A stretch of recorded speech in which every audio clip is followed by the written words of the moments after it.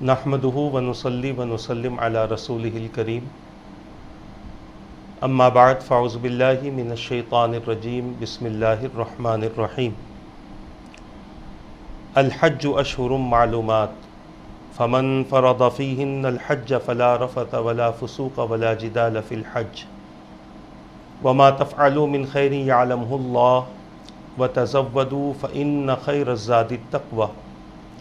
واتقون یا اولی الالباب آمنت باللہ صدق اللہ العظیم وصدق رسولہ النبی الامین المختار الکریم ونحن علی ذلک لمن الشاہدین والشاکرین والحمد للہ رب العالمین۔ عزیزان ملت اسلامیہ، محترم ناظرین و سامعین کرام، قرآن کریم کی جس آیت مبارکہ کو تلاوت کرنے کا میں نے شرف حاصل کیا، سورہ بقرہ کی آیت نمبر 197 ہے 197، جس کا آغاز اللہ تبارک و تعالیٰ نے حج کے حوالے سے فرمایا ہے۔ اس کے بعد کی کئی آیتیں ہیں جس میں رب قدیر نے حج کے احکام بیان فرمائے، حج کرنے والوں کو کیا نظریہ رکھنا چاہیے، کس طرح سے انہیں ذکر و اذکار کرنا چاہیے، ان تمام چیزوں سے اللہ تبارک و تعالیٰ نے اپنے بندوں کو واقف کروایا۔ اس آیت مبارکہ کے ذریعے انشاءاللہ تبارک و تعالیٰ فضائل حج کے حوالے سے آپ حضرات کے سامنے ضرور گفتگو ہوگی۔ آج اس آیت مبارکہ کو پڑھنے کا مقصد یہ ہے، حج جس دن سے شروع ہوتا ہے، حج کا آغاز جس دن سے ہوتا ہے، اس دن کے متعلق، اور جس دن حج ہوتا ہے یعنی عرفہ کا دن، اس دن کے متعلق آپ حضرات کے سامنے چند اہم باتیں پیش کرنے کی کوشش کرنے کی سعادت حاصل کروں گا۔ قرآن کریم کی جس آیت مبارکہ کو میں نے تلاوت کیا ہے، اللہ تبارک و تعالیٰ کا ارشاد پاک ہو رہا ہے، جس کا معنی اور مفہوم یہ ہے، حج کے چند مہینے معین ہیں، یعنی شوال، ذوالقعدہ اور عشرہ ذی الحجہ۔ تو جو شخص ان مہینوں میں نیت کر کے اپنے اوپر حج لازم کر لے، تو حج کے دنوں میں نہ عورتوں سے اختلاط کرے اور نہ کوئی گناہ اور نہ ہی کسی سے جھگڑا کرے، اور تم جو بلائی بھی کرو اللہ اسے خوب جانتا ہے، اور آخرت کے سفر کا سامان کر لو، بے شک سب سے بہتر سامان راہ تقوی ہے، اور اے عقل والو میرا تقوی اختیار کرو۔ اسی کے فوری بعد اللہ تبارک و تعالیٰ نے میدان عرفات کا بھی ذکر فرمایا، اور اللہ تبارک و تعالیٰ نے مشعر حرام یعنی مزدلفہ کے پاس میں اپنا ذکر کرنے کا حکم دیا، اور اس ذکر کرنے کے لیے اللہ تبارک و تعالیٰ نے اپنے بندوں کو ہدایت بھی دی اور گمراہی سے نکالا بھی ہے۔ عزیزان ملت اسلامیہ، یہ میں نے معنی اور مفہوم آپ حضرات کے سامنے اس کا عرض کرنے کی کوشش کی ہے۔ اللہ تبارک و تعالیٰ کا فضل و احسان ہے کہ اس ذات پاک نے ہمیں ایمان کی دولت عطا فرمائی۔ یہ ایک بہت بڑی نعمت ہے کہ رب قدیر نے ہمیں ان بندوں میں شامل فرمایا جو اللہ کی توحید کی اور حضور اکرم صلی اللہ تعالی علیہ وسلم کی رسالت کی گواہی دیتے ہیں۔ اس گواہی کے بعد ہمارے ذمے بہت ساری چیزیں آتی ہیں جن کے بارے میں آج ہم نے غور و فکر کرنا چھوڑ دیا، اور ان چیزوں سے ہم نے معاشرہ، نفس اور شیطان کی وجہ سے دوری اختیار کی ہوئی ہے۔ یہ بات ذہن میں رکھ لیں کہ صرف کلمہ طیبہ پڑھ لینا ہی کافی نہیں ہے، بلکہ اپنے ایمان کو ہمیشہ اعمال صالحہ کے ذریعے مضبوط کرنا، یہ ہر بندہ مومن کے لیے لازم و ضروری ہے۔ ہماری عادت یہ ہے کہ ہم بچپن میں اپنی اولادوں کو صرف کلمہ پڑھا دیتے ہیں، مگر اس کے بعد جیسے جیسے وقت گزرتا ہے اور ان پر جو چیزیں فرض ہونے لگتی ہیں ہم اس کی تعلیم انہیں نہیں دیتے۔ بہت کم ایسے گھرانے ہیں جہاں اولادوں کو 7 سال کی عمر میں نماز کی تاکید کی جاتی ہوگی، 10 سال کی عمر میں نماز نہ پڑھنے پر انہیں ڈانٹا جاتا ہوگا، ڈرایا جاتا ہوگا، مارا جاتا ہوگا، بالغ ہونے پر انہیں روزہ رکھنے کی تاکید کی جاتی ہوگی۔ صاحب نصاب کیا ہوتا ہے، زکوٰۃ کب فرض ہوتی ہے، صاحب استطاعت کون ہوتے ہیں، حج کب فرض ہوتا ہے۔ اس کے علاوہ اور بھی جتنے فرائض ہیں، اور بھی جتنے حقوق ہیں، اور بھی جتنے معاملات ہیں، شاید ہی کوئی ایسا مکان ہو جہاں پر اس بات کی تعلیم دی جاتی ہو۔ آج دین کے احکام سے غفلت کا نتیجہ یہ ہو گیا کہ ہماری اولادیں بیرا روی کا شکار ہو گئیں، کیونکہ ہم نے انہیں تعلیم ہی نہیں دی کہ صحیح راستہ کیا ہے، صراط مستقیم کیا ہے، اچھی زندگی کیسے گزاریں، اعمال صالحہ کسے کہتے ہیں، نیکی کسے کہتے ہیں، ثواب کے کام کون سے ہیں، اچھی زندگی کیسے بنتی ہے۔ ان تمام چیزوں سے ہم نے اپنی اولاد کو ان کی تعلیم سے محروم رکھا، جس کا نتیجہ آج ہم اپنی آنکھوں سے دیکھ رہے ہیں۔ اور اگر ایسا ہی رہا تو آنے والی نسلوں تک پتہ نہیں ایمان بھی پہنچے گا یا نہیں پہنچے گا۔ اسی لیے ضروری ہے کہ جہاں نماز، روزہ، زکوٰۃ و حج کا نام ہم جانتے ہیں، وہیں پر اس کا علم بھی خود بھی حاصل کریں اور اپنی اولادوں کو بھی اس کی تعلیم دیں۔ کوئی یہ نہ سمجھے کہ میں تو غریب ہوں، مجھے حج کی کیا ضرورت ہے۔ اللہ نے اگر آپ کے نصیب میں حج رکھا ہے اور اچانک جانا ہوا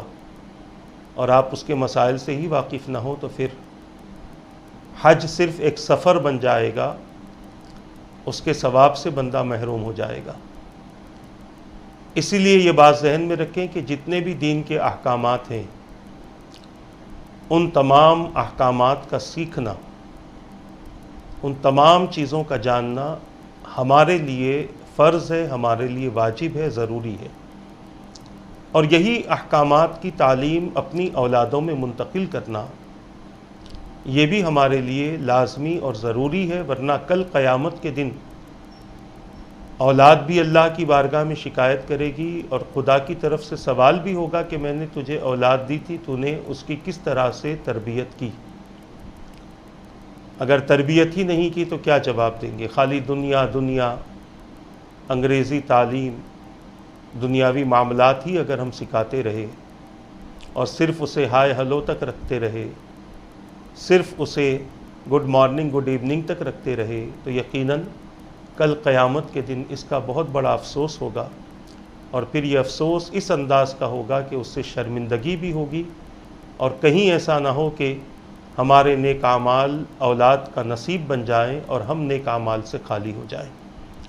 تو عرض کرنا یہ چاہتا ہوں، سابقہ نشستوں میں بھی میں نے عرض کیا تھا کہ اسلام کی تعلیم کے ساتھ ساتھ وہ مقدس ایام جن کا تذکرہ حدیث میں ملتا ہے، جن کا تذکرہ قرآن میں ملتا ہے، جن کا تذکرہ ہمارے اکابرین نے اپنی کئی نشستوں میں کیا ہے، کئی مجلسوں میں کیا ہے، کئی محفلوں میں کیا ہے، ان چیزوں سے بھی اپنی اولاد کو واقف کروانا ضروری ہے۔ ہم صرف اپنی اولاد کو یہ بتاتے ہیں کہ یہ شب معراج، یہ شب برات، یہ شب قدر ہے۔ صرف یہ 3 راتوں کی عظمت سے ہماری اولاد واقف ہے، اور عظمت سے کیا واقف ہے؟ صرف یہ جانتی ہے کہ اس میں جاگنا ہے، کیا عبادتیں کرنی ہیں، کتنی عبادتیں کرنی ہیں، کس طریقے سے اللہ کی بارگاہ میں پیش ہونا ہے،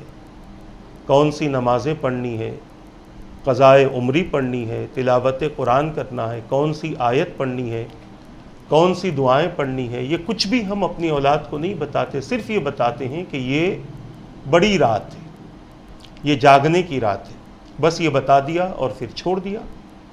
پھر اولاد اس رات جاگتی ہے اور پھر کہاں کہاں جاتی ہے آپ کو بھی پتہ نہیں ہوتا۔ آپ اس سے پوچھیں رات کیسے گزاری تو وہ کہے گا کہ میں فلاں جگہ گیا تھا، فلاں بازار گیا تھا، دوستوں کے ساتھ فلاں پارک کی طرف گیا تھا، فلاں مقام گیا تھا، فلاں شہر گیا تھا۔ اس طریقے سے بچے ہماری رات گزار دیتے ہیں۔ تو بتانے کا مقصد یہ ہے کہ جب آپ نے بتایا کہ یہ شب معراج ہے، یہ شب برات ہے، یہ شب قدر ہے، تو ساتھ ہی ساتھ یہ بھی بتا دیتے کہ اس میں کرنا کیا ہے۔ خالی جاگنا نہیں ہے، بلکہ ان راتوں میں اپنے مقدر کو جگانا ہے، اپنی تقدیر کو سنوارنا ہے۔ اسی طرح یہ 3 راتوں کے علاوہ آپ کو پتہ ہے کہ اور بھی راتیں ہیں کہ جس رات کی عبادت اللہ تبارک و تعالیٰ کو پسند ہے۔ میں صرف ابھی اشارہ دوں گا، آگے ہم اس کی تفصیل انشاءاللہ تبارک و تعالیٰ بیان کریں گے۔ وہ کون سی رات ہے جس رات کی عبادت اللہ کو پسند ہے؟ تو عید الفطر کی رات، یعنی دوسرے دن عید الفطر ہوتی ہے، اور اس سے پہلے رمضان کی جو عید ہوتی ہے اس سے پہلے کی جو رات ہوتی ہے وہ رات بھی بڑی اہم ہوتی ہے۔ اس کے حوالے سے ہم نے ایک نشست بھی کی ہے لیلۃ الجائزہ کے عنوان سے، آپ کو بیان یوٹیوب پر مل جائے گا، آپ اسے سرچ کر کے دیکھ لیں۔ یہ عید الفطر کی رات بھی بڑی اہم ہے، اور ایک رات اور اہم ہے، وہ ہے عرفہ کی رات، عرفہ کی شب، یعنی 8 تاریخ 8 ذی الحجہ گزرنے کے بعد جو رات آتی ہے اس کو شب عرفہ کہتے ہیں، اور اس کے بعد جو دن آتا ہے وہ یوم عرفہ کہتے ہیں، جس میں حاجی میدان عرفات میں جمع ہوتے ہیں۔ اس کی تفصیل بھی انشاءاللہ ہم بیان کریں گے۔ تو عرض کر رہا تھا، ان راتوں کے بارے میں ہم جانتے ہیں کہ ان راتوں کی اہمیت کیا ہے۔ اس سے پہلے جو ایام ہیں، دنوں میں ہم صرف یہ جانتے ہیں کہ رمضان کے دن بڑے اہم ہیں، حالانکہ میں نے اس سے پہلے بھی نشست میں کہا کہ ماہ محرم الحرام کے 10 دن کی بھی بڑی عظمتیں ہیں، ماہ ذی الحجہ کے 10 دن کی بھی بڑی عظمتیں ہیں۔ ہر مہینے میں 3 دن آتے ہیں، 13، 14، 15 چاند کی تاریخیں، یہ دن بھی بڑے اہم ہیں۔ حضور اکرم صلی اللہ تعالیٰ علیہ وسلم کی سنت کے حوالے سے پیر کا دن جس میں آپ نے مسلسل روزہ رکھا ہے، جمعرات کا دن، یہ بھی بڑا اہم ہے، جمعہ کا دن بھی بڑا اہم ہے، یعنی دیگر ایام بھی اہم ہے، مگر ان دنوں میں اللہ تبارک و تعالیٰ کی خاص رحمتیں اپنے بندوں کے لیے نازل ہوتی ہیں، اور جو بندہ ان دنوں کا احترام کرتا ہے اللہ تعالیٰ اس احترام کی وجہ سے ان بندوں کو اپنے خاص بندوں میں شمار فرماتا ہے۔ میں عرض کرنا چاہتا ہوں کہ ہمیں اس بات کی تعلیم حاصل کرنے کی ضرورت ہے کہ اللہ تبارک و تعالیٰ نے رمضان کے علاوہ اور کون سے دنوں کو اہمیت عطا فرمائی ہے، تاکہ ان دنوں کا وہ دن جب بھی ہماری زندگی میں آئیں اس دن کا خوب احترام کریں، اس دن میں جن نمازوں کے پڑھنے کی تاکید کی گئی ان نمازوں کو ادا کریں، جن دعاؤں کو کرنے کی تلقین کی گئی وہ دعائیں کریں، جن اعمال کا حکم دیا گیا وہ اعمال کریں، اور پھر آپ دیکھیں کہ اللہ تبارک و تعالیٰ کس طریقے سے اپنے بندے کو رزق سے نوازتا ہے، اپنے بندے کو اپنی محبت سے نوازتا ہے، اپنے بندے کو ترقی سے نوازتا ہے، کامیابی سے، نجات سے اور بخشش سے نوازتا ہے۔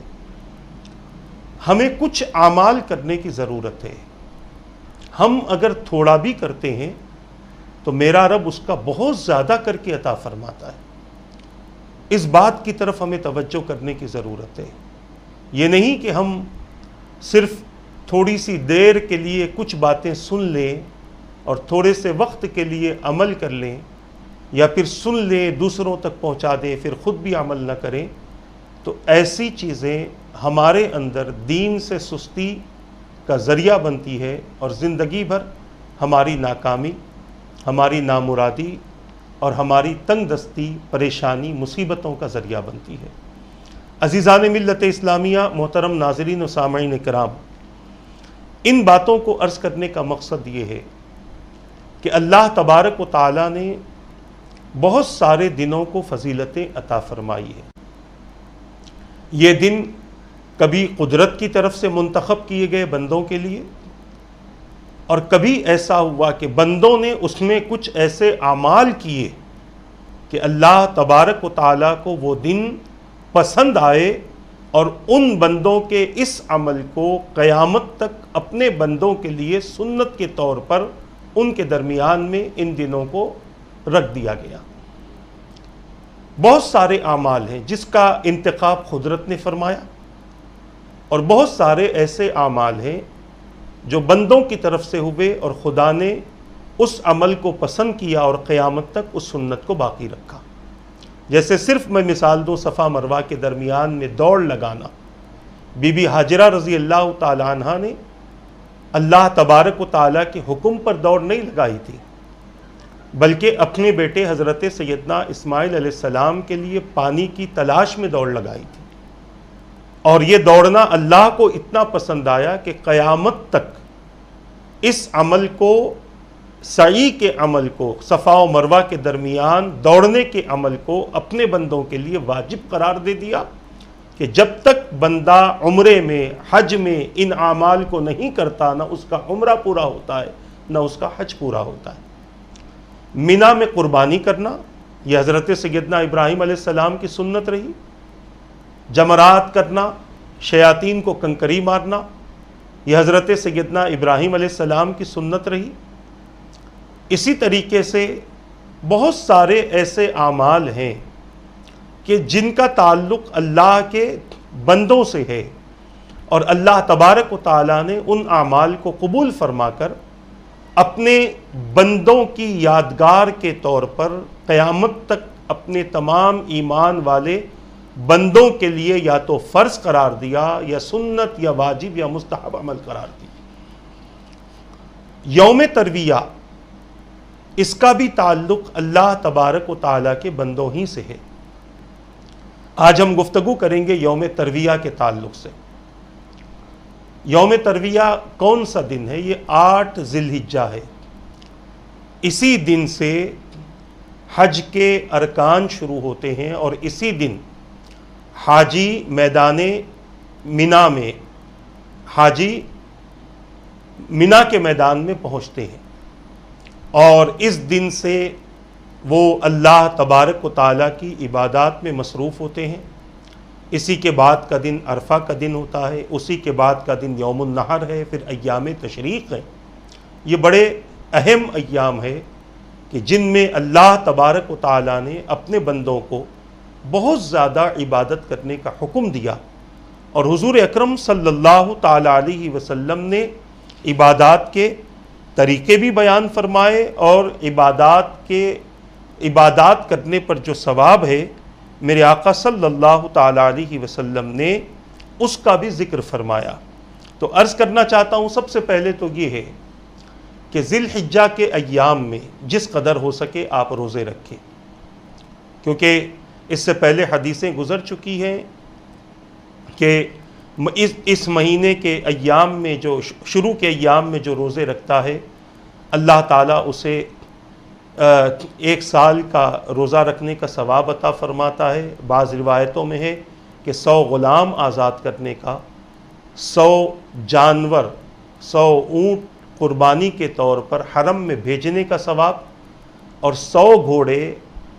جہاد میں دینے کا ثواب اللہ تعالیٰ اپنے بندوں کو عطا فرماتا ہے۔ اور یہی اگر 8 ذی الحجہ ہو جائے تو 8 ذی الحجہ کے روز اگر کوئی روزہ رکھے یوم ترویہ کے روز، تو 1000 غلام آزاد کرنے کا ثواب، 1000 اونٹ مکۃ المکرمہ میں قربانی کرنے کا ثواب، اور 1000 گھوڑے اللہ کی راہ میں دینے کا ثواب عطا کیا جاتا ہے۔ عرفہ کے روز کوئی روزہ رکھے تو 2000 غلام آزاد کرنے، 2000 اونٹ کی قربانی حرم میں کرنے کا ثواب، اور 2000 گھوڑے اللہ کی راہ میں دینے کا ثواب اللہ تعالیٰ اپنے بندے کو عطا فرماتا ہے۔ اب آپ دیکھیں کتنے محترم ایام ہیں، اور ان ایام میں ثواب کی کیا کثرت ہوتی ہے، ثواب میں کتنا اضافہ ہوتا ہے۔ آپ یہی اگر 14 ذی الحجہ کو روزہ رکھیں تو اتنا ثواب نہیں ہے، ثواب تو ملے گا روزہ رکھنے کا، مگر اتنا ثواب نہیں ہے جتنا ثواب آپ کو ان روزوں کا ملتا ہے۔ یہی اگر آپ روزہ 16 ذی الحجہ کو رکھیں، 14 محرم کو رکھیں، یا پھر 14، 12، 13 صفر کو رکھیں، وہ ثواب نہیں ملتا جو ثواب ان دنوں میں اللہ تبارک و تعالیٰ نے اپنے حبیب صلی اللہ تعالیٰ علیہ وسلم کے ذریعے طے کروا دیا ہے۔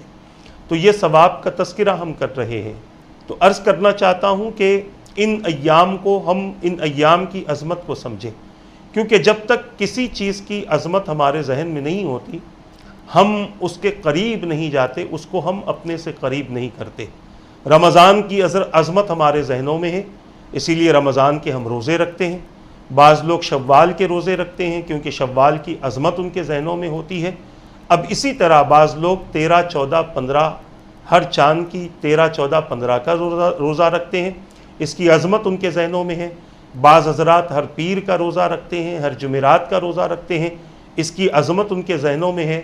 اسی طرح مخصوص ایام، مخصوص راتوں میں عبادتیں بھی کرتے ہیں کیونکہ اس کی عظمتیں ان کے پاس میں ہے۔ تو لہٰذا عرض کرنا چاہتا ہوں کہ جب تک کسی چیز کی عظمت ہمارے اندر نہیں ہوگی، اس کا ادب بھی ہمارے پاس میں نہیں ہوگا۔ ماں باپ کی عظمت نہیں ہوگی تو ماں باپ کو بندہ گالی گلوچ کرے گا، مارے گا، پیٹے گا، ان کو جھڑکیاں دے گا، ان کی باتوں کو نہیں سنے گا، ان کے ساتھ شفقت و رحمت کا معاملہ نہیں کرے گا۔ اور اگر ماں باپ کی عظمت اس کے سینے میں ہے تو وہ اپنے ماں باپ کی تعظیم بھی کرے گا، ان کا احترام بھی کرے گا، ان کی عزت بھی کرے گا، ان کے سامنے اپنی نظروں کو جھکائے رکھے گا، اپنے ہاتھ کو باندھے رکھے گا، ان کی ہر بات کو جلد سے جلد پورا کرنے کی وہ کوشش کرے گا۔ تو پتہ یہ چل رہا ہے جس چیز کی عظمت ہوتی ہے بندہ اس چیز کی عظمت کی وجہ سے اس کا ادب بھی کرتا ہے، اس سے محبت بھی کرتا ہے اور اس کی تعظیم بھی کرتا ہے۔ ماہ ذی الحجہ کے حوالے سے بار بار آپ کے سامنے گفتگو کرنے کا مقصد یہی ہے کہ اس مہینے کے 10 ایام کی عظمت ہمارے ذہن و خیال میں بیٹھ جائے، تاکہ ہم بھی ان لوگوں میں شامل ہوں جنہوں نے ماہ ذی الحجہ کا احترام کیا ہے، اس میں خوب عبادات کا اہتمام کیا ہے، خوب نفلی عبادتیں کی ہیں، خوب صدقہ کیا ہے، خوب اللہ تبارک و تعالیٰ کی اطاعتیں کی ہیں، ذکر و اذکار کیا ہے، راتوں کو عبادتوں میں گزار دیا، دن کو روزوں میں گزارا ہے، دن کو ذکر میں گزارا ہے۔ اس طریقے سے اگر بندہ یہ عمل کرے گا تو یقیناً اللہ تبارک و تعالیٰ اپنی شان کے مطابق اس بندے کو اس کا اجر و ثواب عطا فرمائے گا۔ اب ہم عرض کرتے ہیں آپ کے سامنے کہ ہمارے اکابرین نے 8 ذی الحجہ کی کیا برکتیں بیان فرمائی ہیں، اور اس کو یوم ترویہ کیوں کہتے ہیں، اس کو یوم ترویہ کیوں کہتے ہیں، اس کا معنی اور مفہوم کیا بیان کیا ہے۔ اس کے بارے میں علماء کرام کے مختلف اقوال ہیں۔ یوم ترویہ کے بارے میں بعض علماء فرماتے ہیں یہ تو طے ہے کہ یہ ذی الحجہ کا 8واں دن ہے، 8ویں تاریخ ہے، اسی دن حاجی مکۃ المکرمہ سے اپنے اپنے گھروں سے، اپنے اپنے مکانوں سے، یا جہاں بھی وہ ہوٹل میں رکتے ہیں یا جہاں بھی ان کی رہائش ہے، اپنی اپنی رہائش سے احرام باندھ کر مینا کی طرف روانہ ہوتے ہیں۔ اس کی وجہ بیان کی گئی، چونکہ یہ حضرات زمزم کا پانی خوب سیراب ہو کر پیتے ہیں، اسی لیے اس کو ترویہ کہا جاتا ہے۔ چونکہ حاجی اس روز کثرت سے زمزم پیتے ہیں، اسی لیے اس کو ترویہ کہا جاتا ہے۔ اس کے ایک معنی، ایک وجہ یہ بھی بتائی گئی ہے، ترویہ کے معنی غور کرنا، سوچنا۔ اس کی وجہ بتائی گئی کہ حضرت ابراہیم علیہ السلام نے 8 تاریخ کی رات کو خواب میں دیکھا تھا کہ آپ اپنے بیٹے کو ذبح کر رہے ہیں۔ صبح کو آپ سوچ میں پڑ گئے اور غور کرنے لگے کہ کہیں یہ خواب دشمن خدا یعنی شیطان کی طرف سے تو نہیں ہے۔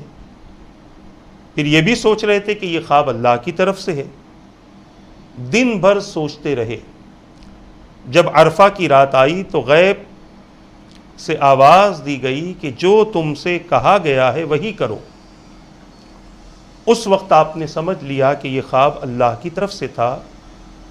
اسی بنا پر اس کا نام یوم ترویہ رکھا گیا، یعنی سوچ کا دن بھی اس کو کہہ سکتے ہیں، غور و فکر کا دن۔ یوم ترویہ غور و فکر کے دن کو کہتے ہیں۔ اور 9 تاریخ کو یوم عرفہ کہتے ہیں کیونکہ آپ اس خواب کی حقیقت کو آپ نے پہچان لیا، اس کو عرفہ کہتے ہیں۔ عزیزان ملت اسلامیہ، یوم ترویہ میں کیا عمل کیا جائے، تھوڑا سا اس بات کو بھی ذہن میں رکھ لیں تاکہ 8 تاریخ کے حوالے سے ہماری گفتگو کما حقہ مکمل ہو سکے۔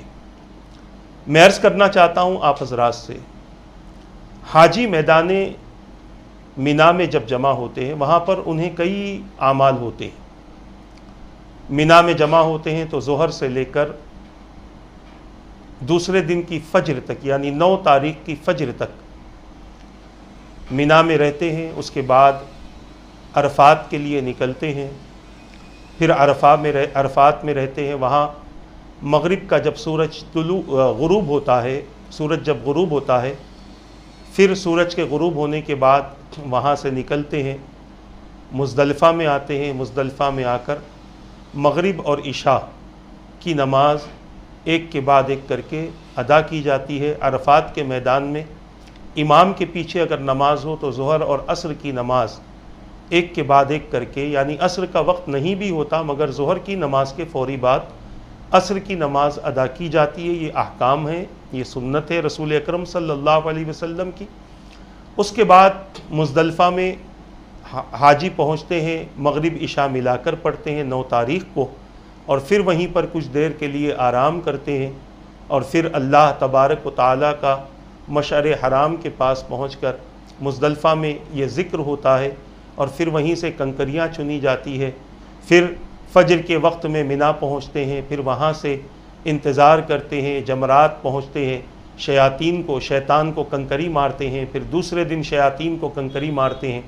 تیسرے دن شیاطین کو کنکری مارتے ہیں۔ اس طریقے سے حاجی میدان عرفات میں، میدان مینا میں یہ کام کرتے ہیں۔ میدان مینا میں جب پہنچایا جاتا ہے تو وہاں پر پہنچانے کے بعد خیموں میں جب حجاج ہوتے ہیں تو انہیں یہی حکم دیا جاتا ہے کہ تم کثرت سے اللہ تبارک و تعالیٰ کا ذکر کرو، اللہ کو بہت زیادہ یاد کرو، بہت زیادہ اللہ تبارک و تعالیٰ کی تحمید بیان کرو، تقدیس بیان کرو، بہت زیادہ تحلیل کرو، بہت زیادہ تکبیر کہتے رہو۔ اسی لیے آپ دیکھیں اللہ اکبر لا الہ الا اللہ واللہ اکبر وللہ الحمد، یہ پڑھا جاتا ہے۔ 8 تاریخ سے یہ شروع ہوتا ہے، یعنی حج کے ایام جب شروع ہوتے ہیں تب سے شروع ہوتا ہے، اور 13 تاریخ کی عصر تک مسلسل اس کو پڑھا جاتا ہے۔ ہمارے یہاں 9 کی صبح سے یعنی یوم عرفہ سے اس کا آغاز ہوتا ہے، اور 13 تاریخ کی عصر تک اس کو پڑھا جاتا ہے۔ ہر نماز کے بعد کم سے کم 1 مرتبہ اس کا پڑھنا واجب اور ضروری ہے، 3 مرتبہ پڑھنا سنت ہے۔ خیر، مجھے آپ کے سامنے یہ عرض کرنا ہے کہ مینا کے میدان میں جب حاجی پہنچتے ہیں، ہم تو نہیں جا سکے، ہماری استطاعت نہیں تھی، ممکن ہے ہمارے نصیب میں حج نہیں تھا یہ سال، اگلے سال نہیں تھا، پچھلے جو گزر چکے ان سالوں میں بھی نہیں تھا، اور پتہ نہیں کہ آئندہ سالوں میں ہمارے نصیب میں یہ حج ہے کہ نہیں ہے، ہمیں اس بات کا علم نہیں ہے۔ ہم میدان مینا میں پہنچ کر تو ذکر نہیں کر سکتے، مگر اپنے گھروں میں بیٹھ کر ذکر کر کے میدان مینا میں رہنے والوں کا ساتھ تو دے سکتے ہیں۔ اب آپ کہیں گے وہ کیسے؟ تو میں آپ کے سامنے عرض کرنا چاہتا ہوں، ہم دعا کرتے ہیں ربنا آتینا، اے ہمارے رب ہمیں عطا فرما، تو یہ دعا آپ اکیلے ہی تو کر رہے ہیں، تو آپ یہ کہتے ربی میرے رب، آتی یہ کہتے مجھے عطا فرما، ہم یہ نہیں کہتے، آتی ہم کہہ دیتے، ہم یہ نہیں کہتے، ہم ربنا آتینا، تو یہ ربنا میں ہم کہتے ہیں، ہم کے معنی اور لوگوں کو بھی ہم شامل کرتے ہیں۔ جیسے نماز میں ہم کہتے ہیں ایاک نعبد، کہ ہم تیری ہی عبادت کرتے ہیں، حالانکہ آپ تنہا پڑھ رہے ہیں نماز، پھر ایاک نعبد کیوں کہتے ہیں؟ تو اس کا مطلب ہمارے اکابرین نے بیان فرمایا کہ آپ جو عبادت کر رہے ہیں اور دنیا میں جو بھی آپ کے طریقے کی عبادتیں کر رہے ہیں وہ سب اس عبادت میں شامل ہو جاتے ہیں۔ دنیا میں کہیں پر بھی وہ عبادت ہو رہی ہو، آپ نماز پڑھ رہے ہیں، کہیں پر بھی نماز پڑھی جا رہی ہے، تو وہ نمازی آپ کے ساتھ نماز میں شامل ہو جاتا ہے۔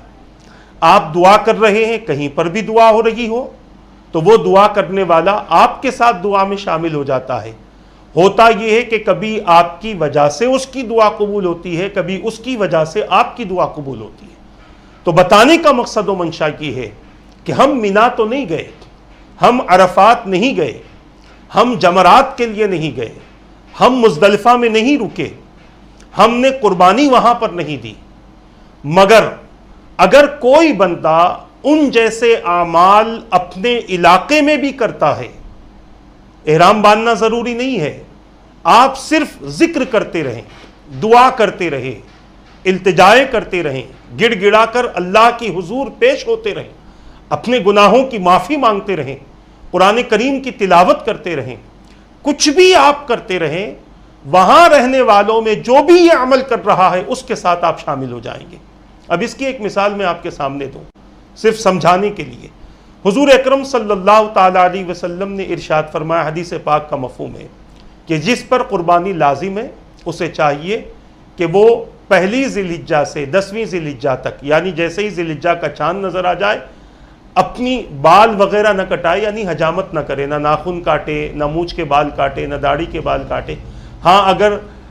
جو ایام مقرر ہیں اس سے زیادہ ہو چکے ہیں، سنت کے خلاف عمل ہو رہا ہے تو وہ آپ کر لیں، یہ مستحب ہے۔ اب اگر کسی کے پاس میں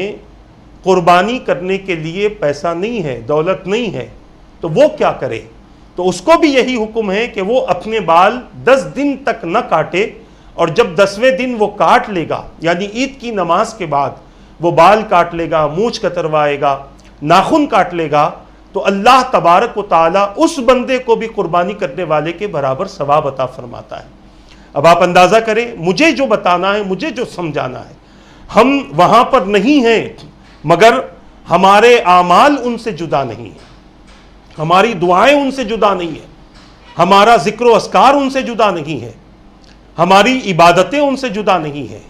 ہمارے نوافل ان سے جدا نہیں ہیں، ہماری سوچ اور فکر ان سے جدا نہیں ہے۔ ہم یہی سوچ کر تو کر رہے ہیں نا کہ وہاں مینا میں ہو رہا ہے، یہاں ہم کر رہے ہیں، تو یقیناً اللہ تبارک و تعالی اپنے بندوں کو اس عمل کا اجر و ثواب ضرور عطا فرمائے گا، اور بہت زیادہ اس کا ثواب اپنے بندوں کو عطا فرمائے گا۔ عزیزان ملت اسلامیہ، عرض کرنا یہ ہے کہ مینا کے دن 8 ذی الحجہ کے دن کیا کریں؟ تو میں یہی کہنا چاہتا ہوں، جس قدر ہو سکے اللہ کی عبادت و اطاعت کریں۔ آپ تجارت کر رہے ہیں، تجارت سے روکا نہیں گیا، اس دن روزہ رکھیں، تجارت کرتے ہوئے فرصت والے اوقات میں قرآن لے کر بیٹھ جائیں، قرآن کی تلاوت کرتے رہیں، تسبیح لے کر بیٹھ جائیں، اللہ اللہ پڑھتے رہیں، اور ان دنوں میں اللہ تبارک و تعالیٰ کو اپنے بندوں کا تسبیح پڑھنا بہت زیادہ پسند ہے، تحلیل پڑھنا بہت زیادہ پسند ہے، تکبیر پڑھنا بہت زیادہ پسند ہے۔ اب آپ کہیں گے کہ کیا ہے؟ تو میں آسان لفظوں میں کہہ دوں، تیسرے کلمے کی کثرت کریں، اس میں تسبیح بھی ہے سبحان اللہ، الحمدللہ اس میں تحمید بھی ہے، اللہ اکبر اس میں تکبیر بھی ہے، اور اس میں تحلیل بھی ہے، لا الہ الا اللہ، یہ ساری چیزیں اس میں موجود ہیں۔ تو تیسرے کلمے کی کثرت آپ اس ماہ مبارک کے ان ایام میں کریں، 10 ذی الحجہ تک آپ اس تسبیح کو زیادہ سے زیادہ پڑھتے رہیں، یا اگر اس سے چھوٹی تسبیح پڑھنا ہو تو سبحان اللہ و بحمدہ سبحان اللہ العظیم پڑھیں۔ آپ اگر اس سے بھی چھوٹی تسبیح پڑھنا چاہتے ہیں تو سبحان اللہ الحمدللہ اللہ اکبر، سبحان اللہ الحمدللہ اللہ اکبر، یہ پڑھتے رہیں۔ جس قدر آپ پڑھیں گے، میں بڑی ذمہ داری کے ساتھ عرض کر رہا ہوں، اگر آپ کے پڑھنے میں اخلاص رہا تو انشاءاللہ تبارک و تعالی اس سے گناہ بھی معاف ہوں گے، اور اللہ تبارک و تعالی بے حد بے شمار اجر و ثواب آپ کو عطا فرمائے گا۔ اور جب بھی یہ پڑھ لیں فوری دعا کر لیں، اور سب سے بہترین دعا ہے ربنا آتنا فی الدنیا حسنہ وفی الآخرۃ حسنۃ وقنا عذاب النار۔ یہ دعا آپ پڑھتے رہیں جب بھی آپ کا ذکر ختم ہو۔ اگر کوئی دعا اور مانگنے کا وقت نہیں ملتا تو صرف یہ دعا پڑھ لیں، پھر آپ دیکھیں اس دعا کی برکت کیا ہوگی، اس دعا سے فائدے کیا ہوں گے۔ جتنا بھی خیر ہے، جتنی بھی بھلائیاں ہیں، اللہ تبارک و تعالی اپنے بندوں کو وہ سب کچھ عطا فرمائے گا جو بندہ اللہ کا ذکر کرنے کے بعد اللہ کی بارگاہ میں اس دعا کے ذریعے پیش ہوگا۔ محترم ناظرین و سامعین کرام، اگلی نشست میں ہم یوم عرفہ کے تعلق سے اور عرفات کے تعلق سے آپ حضرات کے سامنے تذکرہ کرنے کی کوشش اور سعادت حاصل کریں گے۔ بس میری گزارش یہی ہے، جو بتایا جا رہا ہے اس کو صرف اپنی سماعتوں کی نظر نہ کریں، صرف سن لیں اور خاموش نہ بیٹھ جائیں، بلکہ اس کو جہاں تک ہو سکے آپ لوگوں تک پہنچائیں۔ اگر پورا بیان یاد نہیں ہوتا تو آپ مختصر سی جو باتیں ہیں، جو تکبیرات کی بات کہی گئی، جو روزوں کی بات کہی گئی، جو راتوں میں قیام کی بات کی گئی، جو قرآن کریم کی تلاوت کی بات کی گئی، جو وظائف کی بات کی گئی، ان کو ضرور آپ لوگوں تک پہنچائیں، اپنی اولادوں تک پہنچائیں، اپنے گھر والوں تک پہنچائیں، اپنے عزیز و اقارب تک پہنچائیں۔ جیسے اللہ معاف کرے کوئی ٹی وی سیریل آپ دیکھتے ہیں، اس کی کئی باتیں آپ دوسروں تک پہنچاتے ہیں کہ آج کے سیریل میں یہ ہوا، ایسا ہوا، ویسا ہوا، وہ مر گیا، وہ گر گیا، وہ چھوڑ کر بھاگ گیا، اس نے اپنی شادی توڑ دی، طلاق دے دی۔ اس قسم کی جو ساری باتیں ہم کرتے ہیں، ایسے بیہودہ کلمات کے بجائے اچھی باتیں لوگوں تک پہنچائیں۔ جب تک آپ کا پیغام لوگوں تک پہنچتا رہے گا اور جب تک آپ کے کہنے پر ذکر کرنے والے باقی رہیں گے، ان کے ذکر سے اللہ تعالیٰ آپ کو بھی ثواب عطا فرمائے گا۔ اللہ تبارک و تعالیٰ سے دعا کرتا ہوں کہ رب قدیر جو کچھ میں نے کہا، میرے کہنے میں جو بھی غلطی ہوئی ہے، اپنے حبیب کے صدقے معاف فرما دے۔ ان باتوں پر مجھے اور ان سب کو عمل کی توفیق عطا فرما، دوسروں تک پہنچانے کی توفیق عطا فرما۔ میرے رب اپنے پسندیدہ اعمال کی توفیق عطا فرما۔ ہر بیماری، ہر پریشانی، ہر مصیبت، ہر آفت، ہر بلا سے، ہر سحر سے، ہر جادوگری سے، ہر ملامت سے، مولا ہر قسم کی بلا سے تمام تیرے بندوں کی حفاظت فرما۔ مولا تیرے ان محبوب اور پسندیدہ ایام میں تیرے پسندیدہ اعمال کی توفیق عطا فرما، اور جو ٹوٹے پھوٹے اعمال ہم سے ہوتے ہیں مولا ان اعمال کو ہم سے قبول فرما، ہمارے بیماروں کو شفا عطا فرما، ہمارے مرحومین کی مغفرت فرما دے۔ پروردگار ایمان کی سلامتی کے ساتھ زندگی عطا فرما، ایمان کی حالت میں کلمہ پڑھتے ہوئے نبی کا دیدار کرتے ہوئے موت عطا فرما۔ کل بروز قیامت ہمیں، ہمارے مرحومین، ہماری نسلوں کو اپنے حبیب کی شفاعت عطا فرما، اپنے حبیب کے غلاموں کے ساتھ جنت میں داخلہ عطا فرما برحمتک یا ارحم الراحمین۔ وما علینا الا البلاغ۔ السلام علیکم ورحمۃ اللہ وبرکاتہ۔